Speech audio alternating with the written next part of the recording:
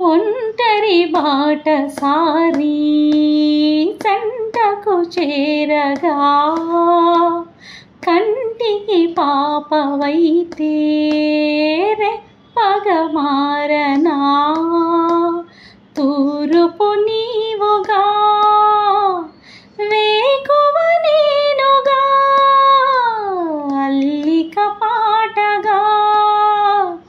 పల్లవి ప్రేమగా ప్రేమించి పెదవులొకటై పొంగించి సుధలు మనవైతే జగతికే